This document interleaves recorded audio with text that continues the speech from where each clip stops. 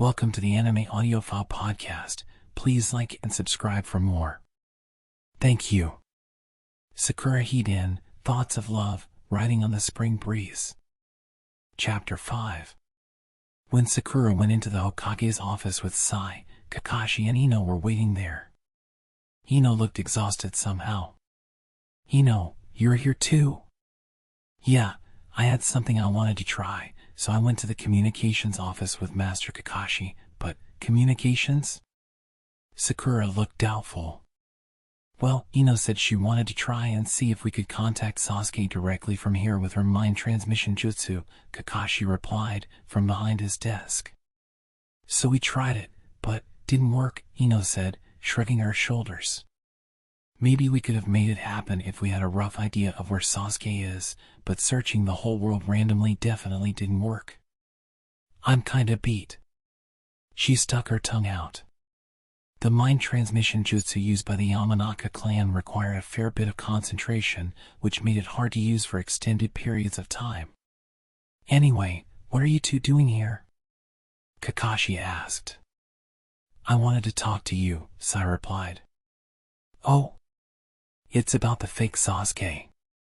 It just might be that the Umbu is involved. What? Kakashi's eyes grew narrow. Sakura told me, Sai continued. The fake Sasuke people are seeing doesn't just look like Sasuke, he even has Sasuke's chakra, right? According to Gaara. Sakura said chakra can be extracted from hair or skin. The chakra that the counterfeit Sasuke is cloaked in might have been created like that. Hair or skin, Kakashi murmured, thoughtfully. That might indeed be the missing piece. No, it's just a theory, okay? Sakura panicked a little at Sai racing ahead of her. If that's how they did it, that still doesn't explain how a copy of Sasuke is strolling around without Sasuke's knowing it. Well, a hypothesis is a hypothesis, Kakashi noted. So how does the Umbu figure into it? My informant said something that's been bugging me. He said that people from the Kono Anbu were investigating the Final Valley and the bridge where Sasuke and Master Danzo fought right after the Great War. The Umbu were? Yes. He said that the Umbu were taking bits of dirt and stone from the place. What would be the point of taking things like, oh? Halfway through her sentence, Ino understood. Sakura had a flash of insight at about the same time. Right, she half said, half murmured. They wanted things from Sasuke. Exactly. Sai nodded slowly. It definitely would have been easy to find bits of Sasuke's hair or skin in that place, Kakashi said. And his blood, Sakura added in her heart. The Final Valley was where Sasuke and Naruto had fought so desperately to decide the last battle. They had each lost an arm in that fight. So there was no doubt that blood and tissue had been left behind there. And the bridge where Sasuke fought Danzo, just as with the Final Valley, it would have been possible to find Sasuke's hair or blood there. If it had been collected immediately after the Great Ninja War, there would have been a greater freshness to Sasuke's tissue.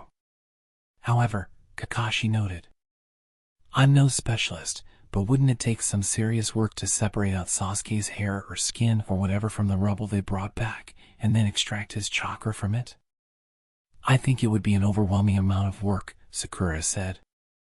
But the Umbu had probably done that work. She tried to remember the Final Valley then. The fighting was over, and Naruto and Sasuke were lying on top of the massive fallen statue. Sakura treated both of their arms, while Kakashi watched over them, smiling. And then, they left the valley with a sense of hope for the new era. The Umbu went down into that valley after Sakura and the others left. They scraped up dirt and picked up bits of rock, looking for traces of Sasuke. If that had actually happened, Sakura could only feel a sense of discomfort at how incomprehensible the work was. But what are the Umbu trying to accomplish by having a fake Sasuke seen all over the place? Ino asked. I have no idea. But if this idea we're talking about here is right and they did make a fake Sasuke, then, Master Kakashi. Sai turned toward Kakashi. This might explain the fact that the men who attacked me were cloaked in tailed beast chakra. So you're saying the Umbu are collecting tissue and the like from Jinchuriki and getting the chakra of tailed beasts from that? Don't you think it's a possibility? Both cases share the fact that the attackers were cloaked in another chakra. That man who's always with Kido, Megaire, he's a medical ninja. It's not inconceivable for him to be researching this sort of technique on Kido's orders. Wait a minute. Don't leave us out of this, Ino interjected. Sakura was also confused. She couldn't exactly see where they were going with this conversation. What are you talking about, tailed beast chakra? Oh, I'm sorry. How can I explain it? Kakashi scratched his head before clapping his hands together. Oh. Well, anyway, the three of you are on the same team now. What? Huh? While Sakura and Ino were baffled, Sai merely noted calmly, it's certainly very likely we're chasing the same enemy. In which case, it might be better to share information and work as a team. Enemy? Sakura parroted. Tsumaki Kido from the Umbu, Sai said. And Megaire. I'm targeting them now. In investigating the attacks on the daimyo and his advisor, Sai and Kakashi had landed on these two as likely suspects. There was a very real possibility that the attacks had been scripted and performed by the Umbu with the aim of obtaining a budget increase. While he was looking into this, Sai had been targeted for assassination. And the assassins had been cloaked in tailed beast chakra. Tailed beast chakra, Sakura murmured. So then, Ino said, Kido and his gang maybe collected Naruto's tissue in the final valley too? And they extracted the chakra of 9 tails from that, but the chakra cloaking the men who attacked me only had 1 tail. Maybe the number of tails doesn't matter, Sakura said. I mean, when Naruto was getting his tails at first, he had a different number of them at the different stages of seal removal. Oh, this is good. The way you're talking like this. This team's pretty impromptu, but it looks like it's going to work out well, Kakashi said, a casual remark that seemed out of place. Please don't tease us, Master, Ino said. Yes, don't, Sai chimed in. However impromptu this team might be, Sakura and I were originally on the same team, and I'm completely comfortable having Ino join in. Right, Ino? At her name, Ino's face turned red. Alright. Easy win here. Knowing how Ino felt about Sai, Sakura giggled lightly. No, I'm sorry for teasing you. To be honest, I'd like to join you myself, get out there and run around, but ever since this thing got plopped on my head, it's not so easy for me to just take off like that, Kakashi said, patting the Hokage hat.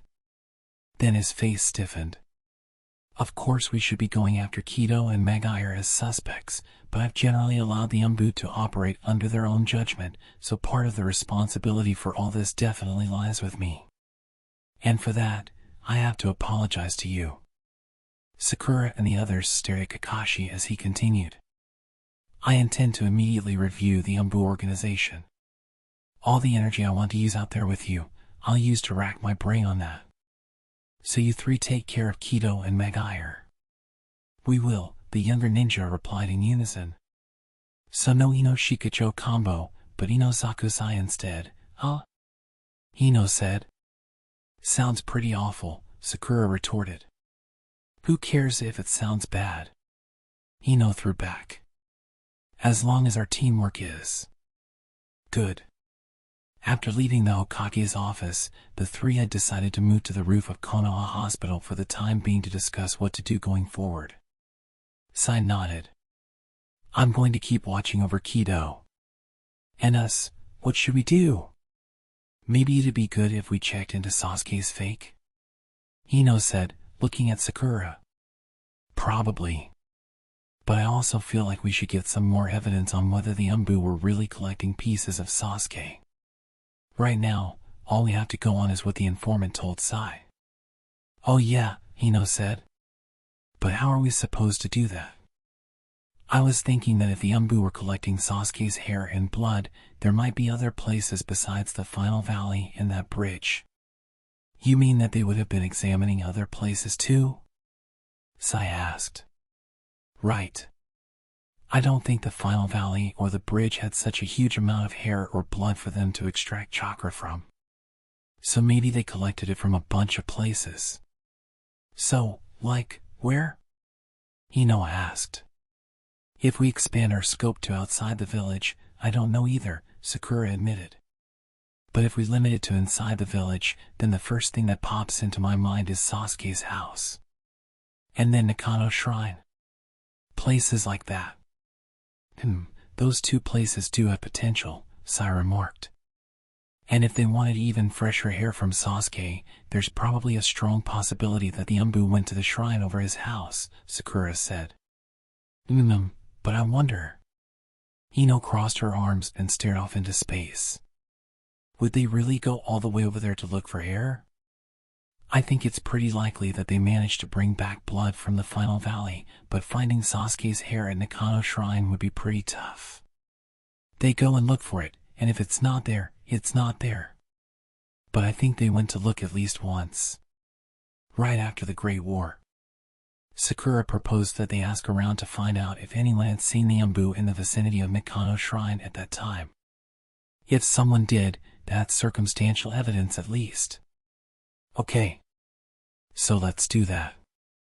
With Ino's agreement, the plan for all three was decided. We should meet regularly and share whatever we've learned, Sai said. If we collect every scrap of evidence, no matter how small, it'll lead us to Kido eventually. Sakura and Ino nodded their agreement, and the hastily put-together team got to work. Working was good. She felt much better working than sitting in her room moping. And she was working for Sasuke's sake. This thought was what kept Sakura going. Kido was getting impatient. He had succeeded in sending a Sasuke doppelganger out into the world to be seen as much as possible. But the star of the show, Sasuke himself, had not appeared in the village. Why is he not coming back? There was no way the real Sasuke was unaware of the current situation. He had to have heard about it somewhere. Kido did not like Sasuke's lack of response. It stank of the notion that Sasuke was taking no notice of what Kido was trying to do. But in his impatience, Kido struck upon a single excellent idea. If he played this card, not only was there a fairly high probability that Sasuke would return, but the situation would become even more favorable in terms of Kido's plan. So play the next card, Kido said, in his office. Megaire and several other high-level ninja were also there. All wore Umbu masks. This woman, he said, waving his hand lightly. A moment later, a single kunai plunged into the wall, coming to rest on a single photograph. Take her. A classmate of Sasuke's, Haruno Sakura. Once news she is missing reaches Sasuke's ears, he will come back to the village. And then we'll take the next step and kill her, another ninja said. The impact on him would be greater that way. No, we won't kill her, Kido said. A thin smile spreading across his face, he continued.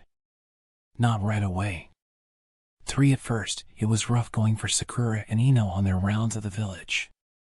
To begin with, Nakano Shrine was on the outskirts, in a place where there weren't too many houses. On top of that, the period immediately after the Great War itself was a stumbling block. It had already been more than 2 years since the end of the war. People's memories were fading. It took 3 days of asking around near the shrine before they heard anything useful from anyone. The Umbu? Oh, I saw them, the anyone in question, Rock Lee, told them. There were about 3 of them, I guess. When was that? Sakura asked. It was a little over 2 years ago, Lee replied. I sometimes come to this area on my runs. That's actually why I'm here today. After all, normally, there aren't very many people around here, you see? Which is why I remember seeing the Umbu that day. Although, well, you'll see the Umbu popping up anywhere, depending what sort of mission they're on. I didn't think it was particularly suspicious. Sakura and Ino glanced at each other and nodded. What are you investigating? If you'd like, I could be your superpower.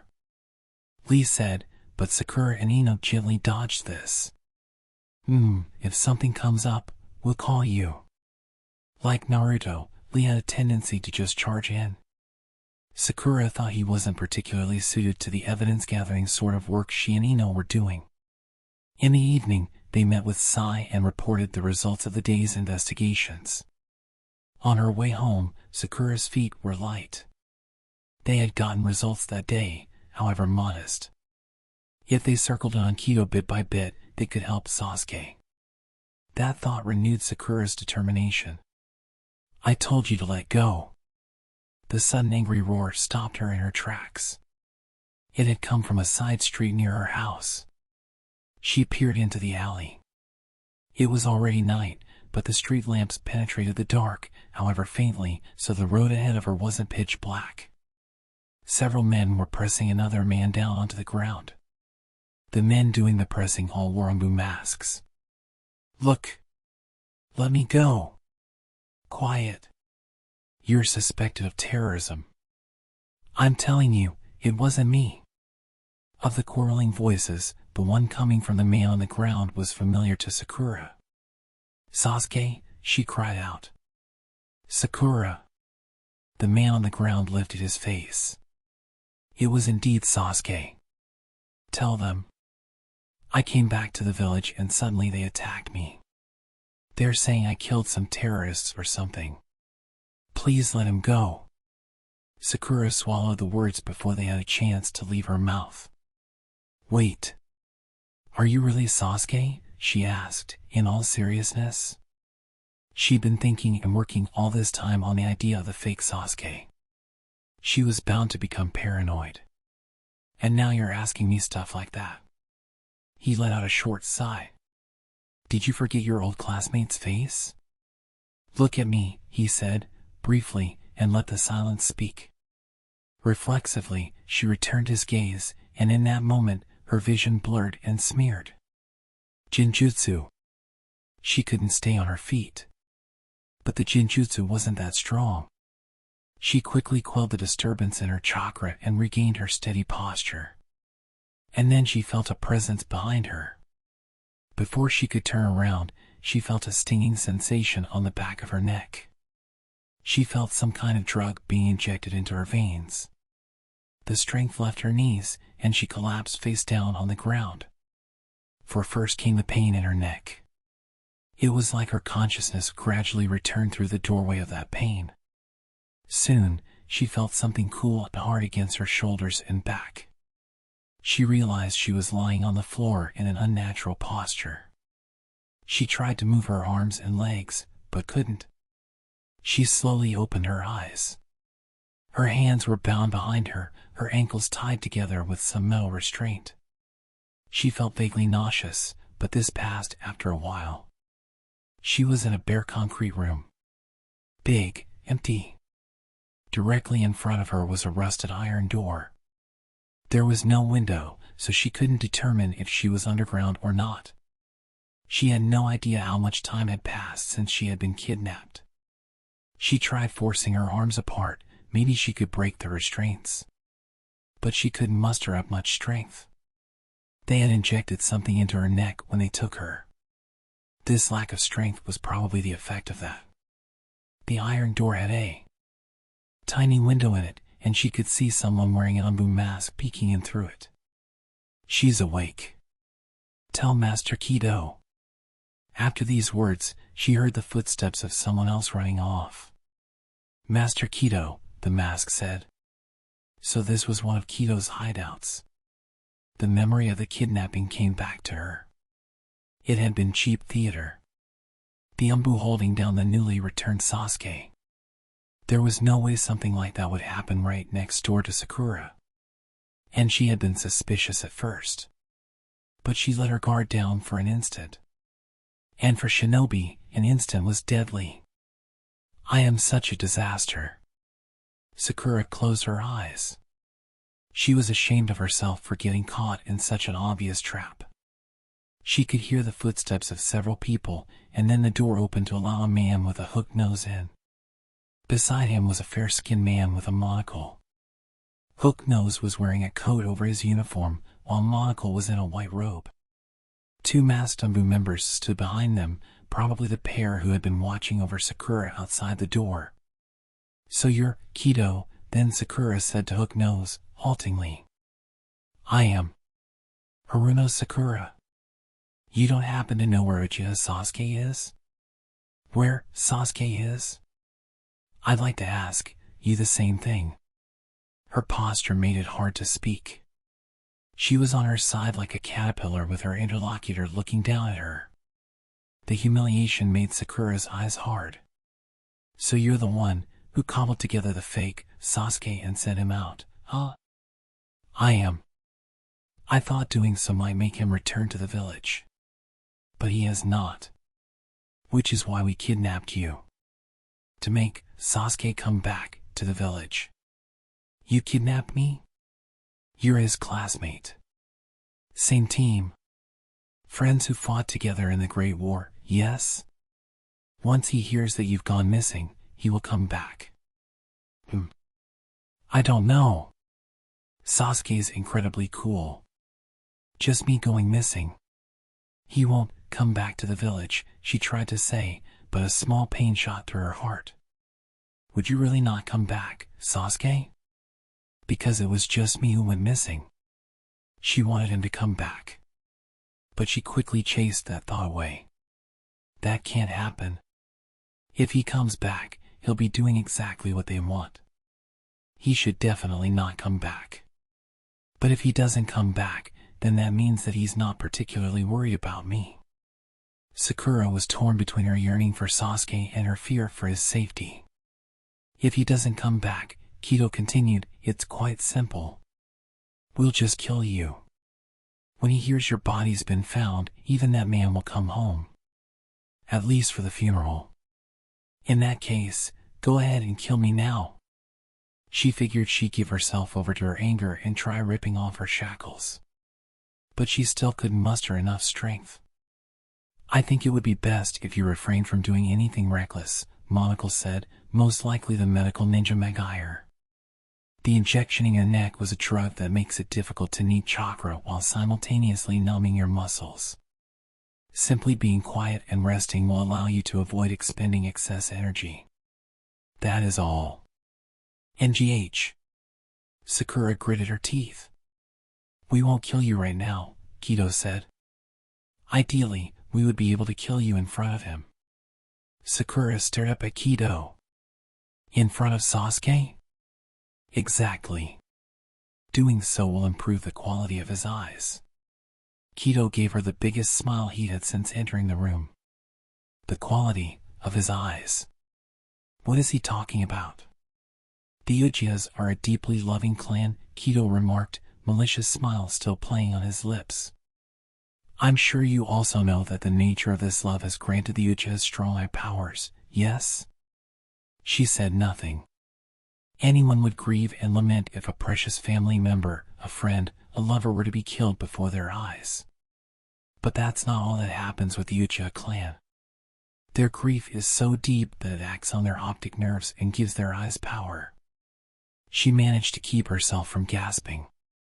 Their sadness and anger and grief must further refine that eye power. Which is why we will kill you in front of him.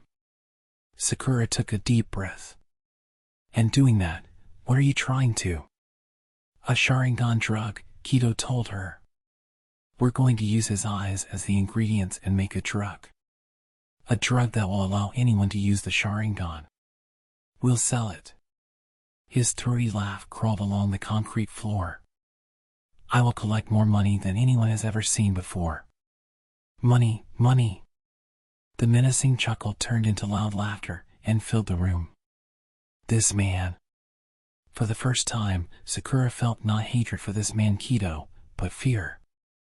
There was a knock on the door. Sai turned the shower off.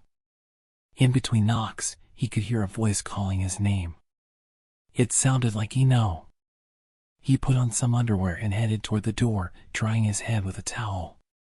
When he opened the door, Ino was standing there. "So, Sai, the thing is, whoa!" Hey. In an instant, Ino's face was beet red. WWHY, are you wearing any clothes? Sorry, I was in the shower. He had thought it would be fine to open the door to Ino like this, but apparently it was not. The mysterious part was that not only did she get angry, her face also turned red. Anyway, what's going on? It's so early, Sai said, and Ino turned her gaze back on him. Her face was still red, but her expression held a hint of tension. Sakura's gone. Sakura? The hands moving the towel on his head stopped. I went to the therapy center early this morning since there's some paperwork we have to do together. But she never showed. So I went to her house, and she's not there. I tried detecting her chakra, but I couldn't find any trace of it. Sai let out a sigh. It's probably Kido and his gang. That's what I thought too. Let's go look for her, he said, and went into his room. As he hurriedly yanked on his uniform, he called to Ino in the entryway. If he wanted to get in the way of our investigation, all he'd have to do is take her down right then and there. The fact that she's gone means they've taken her somewhere. When he was done getting ready, he went back out to Ino. Have you told Master Kakashi? Ino shook her head. Not yet. Could you use mind transmission to tell him? Sai asked. Ino nodded and quickly wove the signs to use her jutsu. In a moment, Kakashi, Ino, and Sai were connected in their heads via the mind transmission jutsu. Master, Sakura's been kidnapped. Ino explained the situation. Sai and I are going to go look for her now. You need backup? Kakashi's voice flowed through their heads. Having said that, though, a lot of people are out on missions. The number of people I can mobilize right away is limited. We're fine just the two of us, Sai said. I'm sure Sakura is still alive. But if we do a large-scale search, there'll be a commotion in the village, and they might just kill her immediately. Okay, sorry, but I'm counting on you, Kakashi said, apologetically. I'd like to go with you, but a message came in from the Raikage over the wireless earlier. He said we should probably go ahead and have a meeting of the 5 Kages about putting Sasuke on the wanted list already. I'm going to discuss this situation and get them to wait a bit. Master, please take care of that. We'll handle, Sai said, and Ino's jutsu was released. But look for her where? Ino said. I've been watching Kido for 10 days or so now. I know a few of the places he goes around to. We'll start there. But they know that you've been investigating them, right? So they wouldn't hold Sakura anywhere you might know about, would they? Sai nodded. Ino's remark was exactly on point. I've got an idea. It's a bit of an aggressive way of doing things, though. Let's go, he said, and started moving. End of chapter 5. Thank you for listening. Remember to like and subscribe for lots more.